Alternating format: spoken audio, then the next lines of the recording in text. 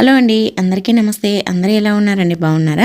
మేమైతే చాలా బాగున్నాం. మీరు కూడా చాలా చాలా బాగుండాలని కోరుకుంటుంది మీ హాస్ని రాజపుడే.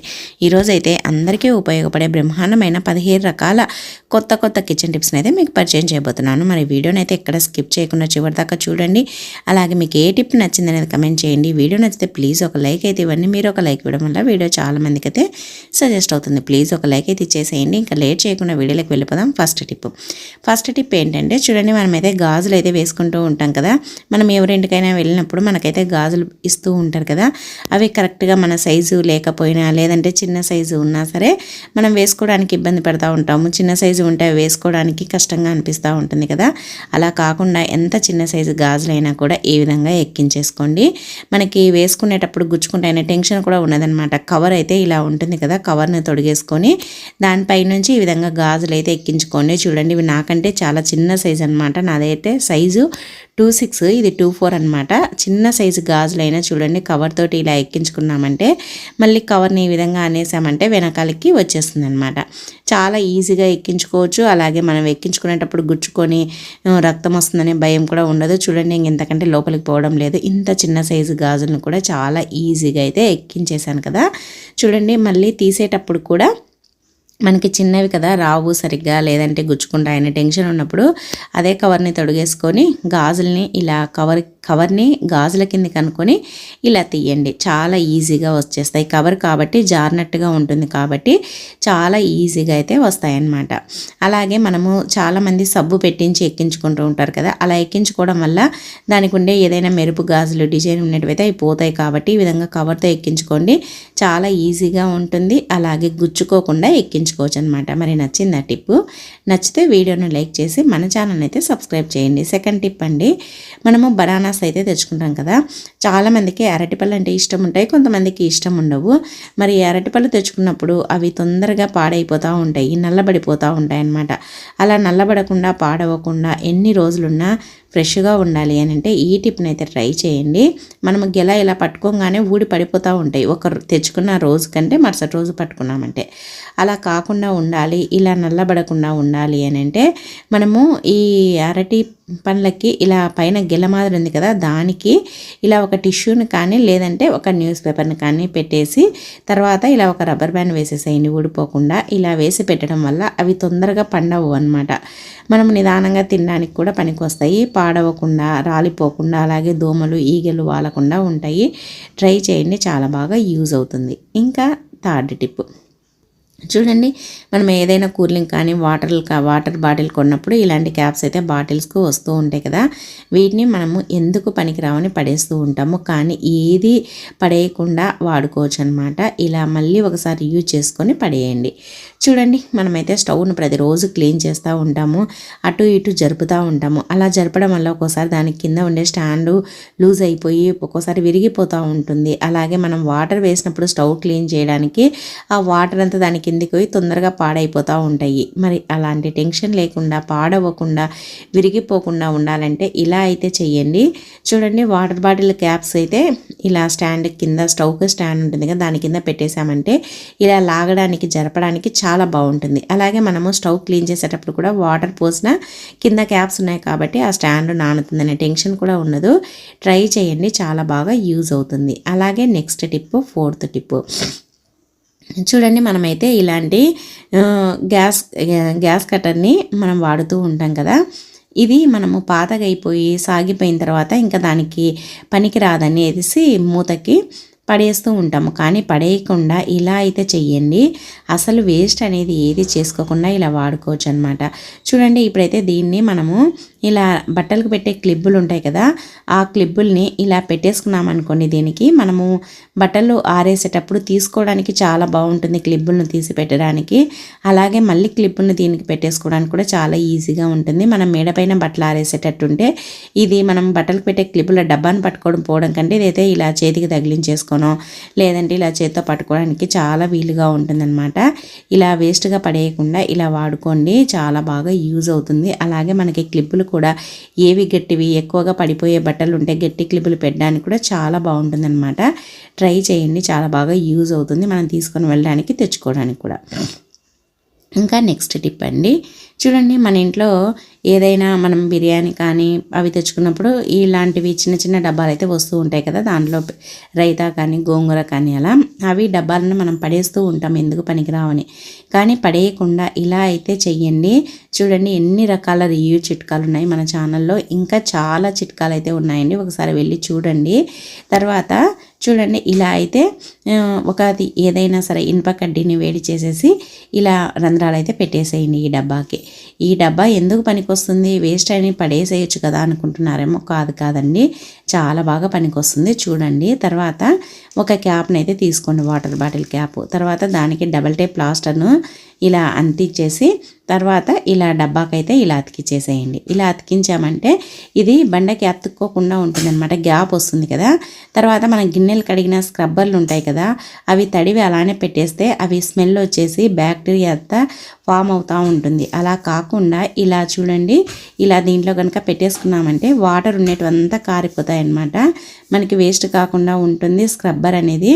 అలాగే స్మెల్ రాకుండా నీట్గా ఉంటుందన్నమాట, బ్యాక్టీరియా కానీ ఫంగస్ కానీ చేరకుండా ఉంటుంది. చాలా బాగా యూజ్ అవుతుందండి. మనం వేస్ట్గా పడేసే వాటిని ఒకసారి తిరిగి ఇలా రీయూజ్ అయితే చేసుకోండి. నచ్చిందా మరి టిప్పు? నచ్చితే వీడియోను లైక్ చేయండి. ఇంకా నెక్స్ట్ టిప్ అండి, చూడండి మనం అయితే ఫ్రెష్ అలోవెరాను తీసుకుంటూ ఉంటాము మన హెయిర్స్కి పెట్టుకోవడానికి కానీ లేదంటే ఫేస్కు అప్లై చేసుకోవడానికి కానీ అలా. ఇలా మనము హెయిర్స్కి అప్లై చేసుకోవడానికి కానీ అలోవెరా తీసుకున్నప్పుడు ఈ విధంగా అయితే కట్ చేయండి. అలోవెరాను చాలా ఈజీగా తీసేసుకోవచ్చు అనమాట. ఏం లేదండి, అలోవెరా ఆకునైతే తీసుకొని ఇలా సైడ్లకు అయితే కట్ చేయండి. ఇలా కట్ చేసేసి తర్వాత చపాతి రుద్దే కర్ర ఉంటుంది కదా, ఆ కర్రతోటి ఇలా దానిపైన ఇలా ప్రెస్ చేసామంటే చపాతి రుద్దినట్టుగా ఆ అలోవెరా జెల్ మొత్తం ఈ విధంగా వచ్చేస్తుంది. చూడండి అసలు ఉండలు లేకుండా గడ్డలు లేకుండా చాలా నీట్గా వచ్చేస్తుంది. మనం మార్కెట్లో కొంటే జెల్ ఎలా ఉంటుందో అలా అయితే వచ్చేస్తుంది అనమాట. మనం నార్మల్గా స్పూన్తో అలా తీసామంటే ఉండలు గడ్డలు వచ్చేస్తుంది. అలా కాకుండా ఇలా చపాతీ కర్రతోటి ఒత్తినట్లుగా అన్నామంటే మనకి ఓన్లీ జెల్ మాత్రమే వచ్చేస్తుంది. చూడండి ఎంత బాగుందో. ఇలా మనమైతే తీసుకొని దీన్ని ఫేస్కి కావాలంటే ఫేస్కి అప్లై చేసేసుకోవచ్చు, లేదంటే హెయిర్స్ కావాలంటే హెయిర్స్కి అప్లై చేసుకోవచ్చు, మీ ఇష్టము, ఎలా అయినా అప్లై చేసుకోవచ్చు. హెయిర్స్కి అప్లై చేయాలంటే దీంట్లో కొద్దిగా ఆయిల్ కలిపేసేసి తర్వాతగా హెయిర్స్కి అయితే అప్లై చేయండి. మీ జుట్టు అనేది బాగా పెరుగుతుంది. ఫేస్కి కావాలంటే దీంట్లో కొద్దిగా పసుపును యాడ్ చేసేసి తర్వాత ఫేస్కి అప్లై చేసుకోండి, చాలా గ్లోగా వస్తుంది. ట్రై చేయండి, చాలా బాగా యూజ్ అవుతుంది. అలాగే నెక్స్ట్ టిప్ అండి, చూడండి మనమైతే రెగ్యులర్గా టీ అయితే తాగుతూ ఉంటాం కదా, ఉదయం సాయంత్రం. ఇంకా చాలామంది అయితే మధ్యలో బ్రేక్ఫాస్ట్ తర్వాత కూడా టీ కాఫీ తాగుతూ ఉంటారు. మీరు రెగ్యులర్గా టీ తాగి బోర్ కొట్టిందంటే ఒకసారి ఇలా అయితే చెయ్యండి. టీ ఫ్లేవర్ కాఫీ ఫ్లేవర్ రెండు ఉంటాయన్నమాట.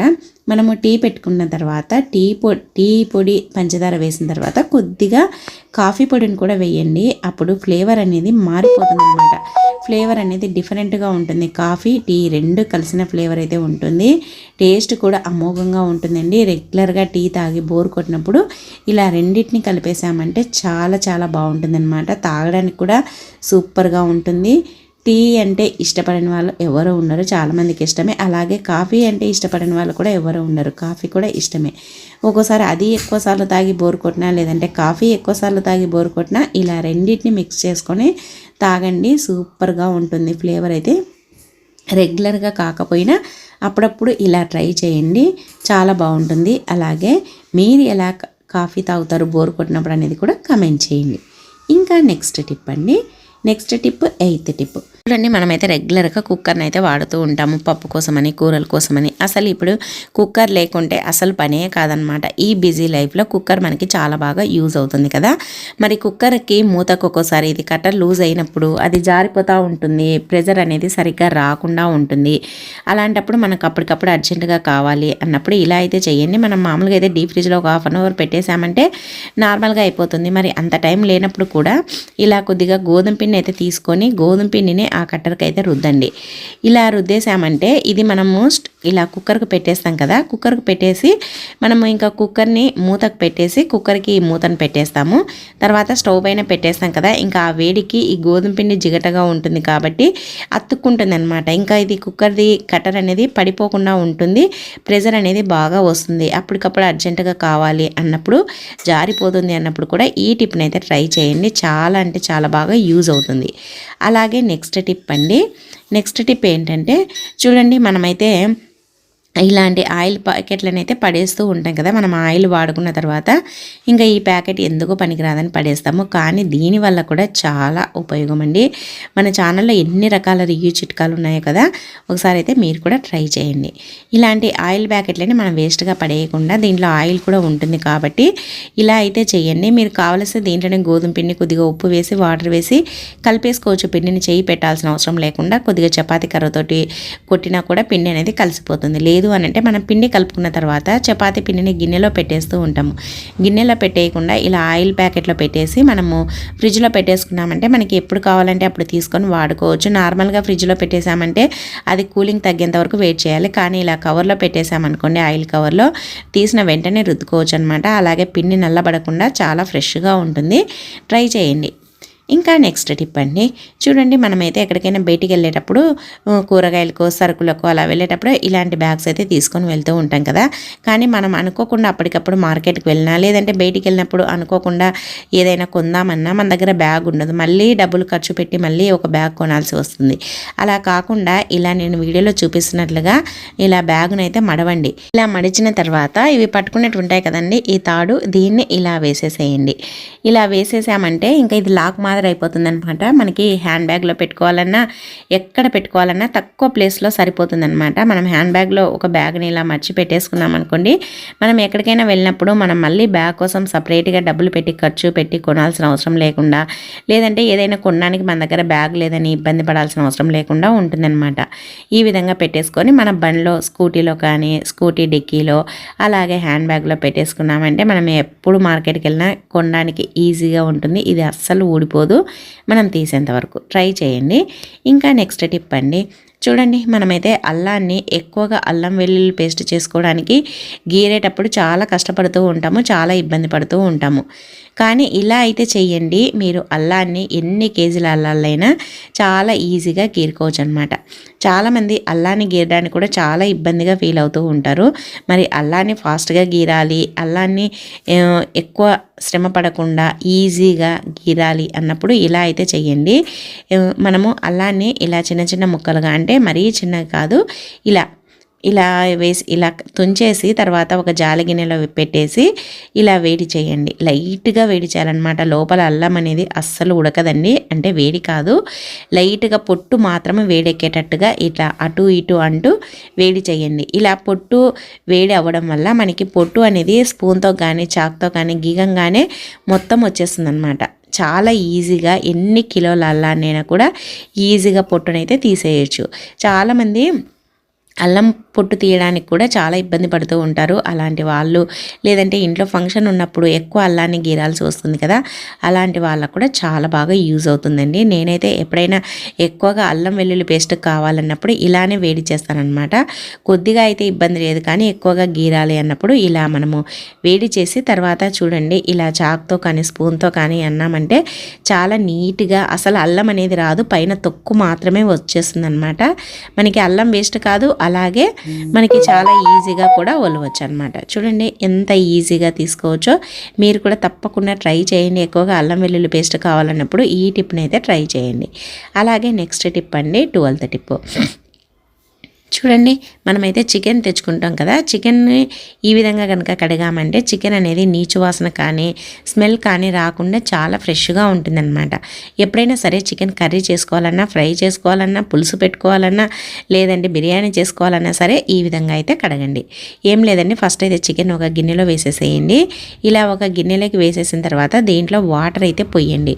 వాటర్ పోసేసి ఫస్ట్ ఒకసారి అయితే కడిగేసేయండి. ఎందుకంటే ఫస్ట్ ఇలా చికెన్ కడగడం వల్ల దాంట్లో ఇలా రెడ్గా నీళ్ళు అయితే వస్తాయి కదా, అవన్నీ ఇలా ఒకసారి 2 సార్లు కడిగేసేయండి. తర్వాత ఇంకా మళ్ళీ వాటర్ వేసేసి దాంట్లో కొద్దిగా ఉప్పు వేయండి. అలాగే నిమ్మకాయ ఉప్ప రసం ఉంటే పిండేసేయండి, లేదంటే ఒకవేళ ఒట్టి తొక్క ఉన్నా సరే ఉప్ప పిండినేది అదైనా వేసేసేయండి. ఎందుకంటే నిమ్మకాయ వేసి కడగడం వల్ల చికెన్కి ఉండే స్మెల్ మొత్తం పోతుందన్నమాట. అంటే నీచు వాసన వస్తూ ఉంటుంది కదా, మటన్ అయితే స్మెల్ రాదు, కానీ చికెన్ అయితే కొద్దిగా స్మెల్ వస్తూ ఉంటుంది నీచు వాసనలా.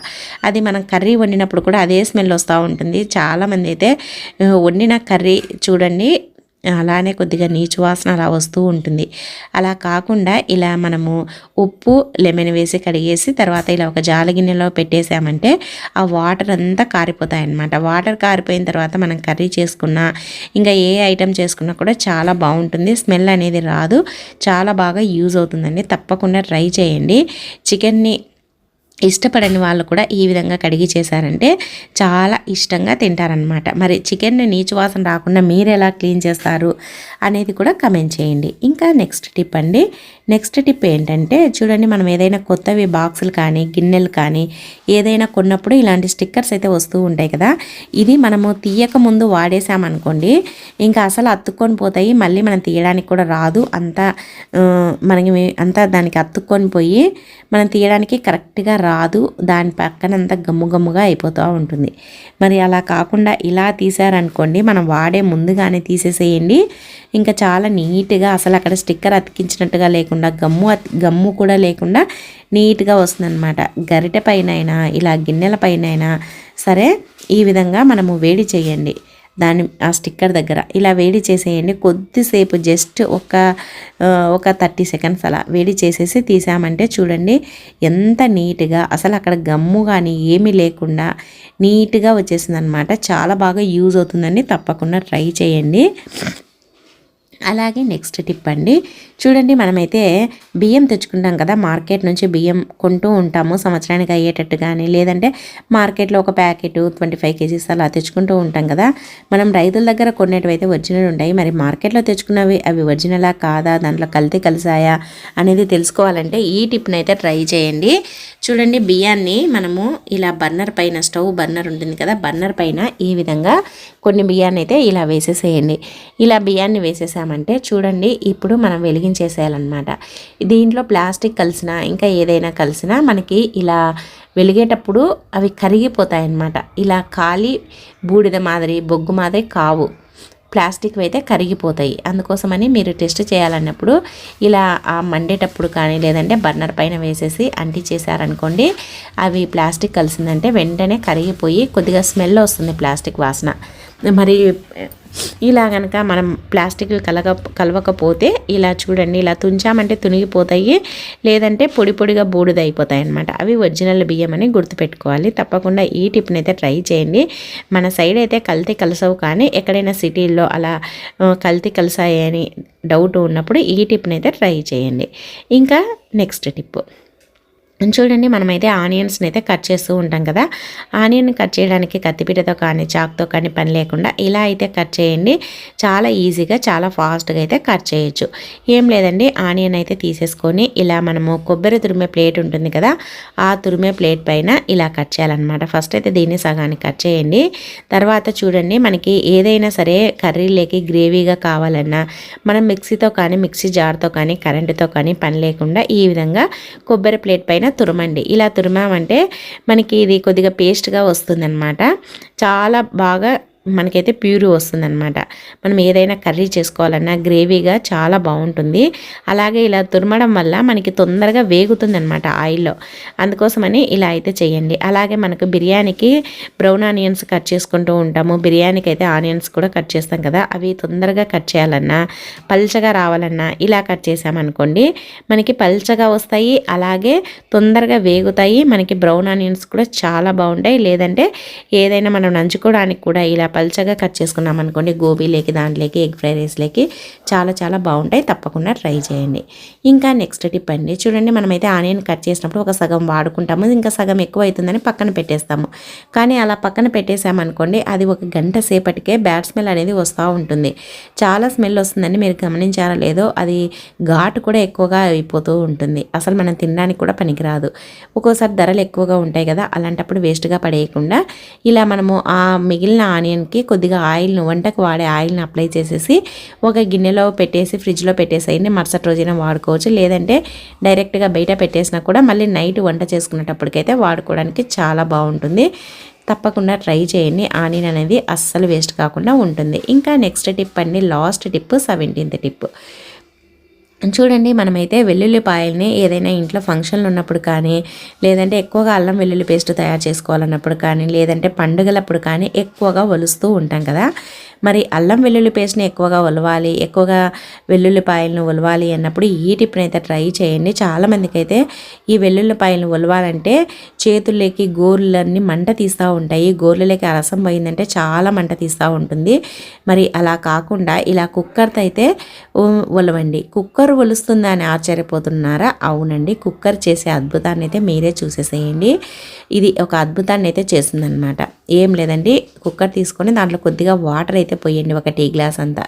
తర్వాత వెల్లుల్లిపాయలను ఇలా ఒక గిన్నె తీసుకొని దాంట్లోకి ఇలా మనకు పాయలుగా చేసేసి వేసేసేయండి. మీకు ఎన్ని కావలిస్తే అన్ని. మీరు ఎక్కువగా ఉలవాలి అన్నప్పుడు మీరు పెద్ద గిన్నెలో అయితే పెట్టేసుకొని కింద ఇంకా కొన్ని వాటర్ ఎక్కువగా వేసేసి పెట్టేసేయండి. నేనైతే మీకు చూపించడానికి అనేసి ఒక 2 వెల్లుల్లిపాయలను అంటే 2 గడ్డలను అయితే ఒలుస్తున్నాను అనమాట. ఇలా పెట్టేసుకున్నామంటే కుక్కర్ని ఇంకా వాటర్ వేసేసాము. తర్వాత గిన్నెలో వెల్లుల్లిపాయలు వేసేసాము. ఇలా స్టవ్ పైన పెట్టేసాము. విజిల్ పెట్టకూడదనమాట. స్టవ్ పైన పెట్టేసి కొద్దిసేపు జస్ట్ 1 నిమిషం కూడా పట్టదండి, 1 నిమిషం లోపే అది ఇలా పైనకి కొద్దిగా ఆవిరి మాదిరి వస్తుందన్నమాట. అప్పుడు స్టవ్ ఆఫ్ చేసేసేయండి. ఇలా ఆవిరి మాదిరి వచ్చిందంటే ఇంకా మనకి వేడెక్కిందనమాట. అవి ఉడకవండి, లోపల వేడెక్కుతాయి అంతే. మనకి టేస్ట్ అయితే అస్సలు మారవు. చూడండి, ఇలా మనం పెట్టేసేసి తర్వాత తీసేసుకోండి. ఇప్పుడు ఇలా ఒలిసామంటే చూడండి ఎంత ఈజీగా వస్తాయంటే చాలా చాలా ఈజీగా వస్తాయన్నమాట. మనకి ఎవరితో పని లేకుండా చాలా ఫాస్ట్గా చాలా ఈజీగా ఎన్ని కిలోల వెల్లుల్లిపాయలనైనా ఈజీగా ఒలవచ్చు అనమాట. మనకి ఫంక్షన్లు ఉన్నప్పుడు చాలా హడావిడి ఉంటుంది కదా, అలాంటప్పుడు ఈ టిప్ని అయితే ట్రై చేయండి. చూడండి ఎంత ఈజీగా వస్తాయో. అసలు గోర్లు నొప్పి పుట్టవు, గోర్లు మంట తీయవు. చాలామందికి ఇది ఒలవడం వల్ల గోర్లు దురద ఇన్ఫెక్షన్ మాదిరి కూడా అవుతూ ఉంటుంది. అటువంటిది ఏది ఉండదన్నమాట. చాలా ఫాస్ట్గా చాలా ఈజీగా ఒలవచ్చు అనమాట. ఇలా మీరు కూడా చేస్తారా? కమెంట్ చేయండి. నేనైతే ఎక్కువగా ఉన్నప్పుడు ఇలానే ట్రై చేశారనమాట. మనకి 1-2 గడ్డలకైతే అస్సలు ఇది మనకి టైం వేస్ట్ అని చెప్పొచ్చండి. ఎందుకంటే 1 గడ్డ 2 గడ్డలు ఒలవాలంటే ఇది వేడి చేయడం ఇదంతా టైం ప్రాసెస్. అందుకోసమని మీరు ఎక్కువగా కావాలన్నప్పుడు ఈ ప్రాసెస్లో అయితే చేసుకోండి. చూడండి, వెల్లుల్లిపాయలు కూడా ఎంత పొట్టు వేస్ట్గా కాకుండా ఎంత నీట్గా వచ్చేసిందో. అసలు అది ఇలా పాయలుగా కూడా వచ్చేసింది. చూడండి ఎంత బాగుందో, పువ్వు మాదిరి వచ్చేసింది కదా, నీట్గా వచ్చేసింది అనమాట. ఎక్కువగా ఒలవాలన్నప్పుడు ఇదైతే చెయ్యండి. 1-2 గడ్డలకైతే నార్మల్గా ఒలవడమే మేలు అనమాట. చూసారా ఈరోజు టిప్స్, ఈ 15 రకాల టిప్స్లో మీకు ఏ టిప్ నచ్చింది, ఏది యూజ్ అవుతుంది అనేది కమెంట్ చేయండి. అలాగే మన ఛానల్లో చాలా రకాల టిప్స్ ఉన్నాయండి, ఒకసారి వెళ్ళి చూడండి. నచ్చితే సబ్స్క్రైబ్ చేసుకోండి. ఈ వీడియో చూసినందుకు థ్యాంక్ యూ అండి. Thank you for watching. మరి ఒక వీడియోతో మళ్ళీ కలుద్దాం. అంతవరకు అందరికీ బాయ్ అండి. Thank you.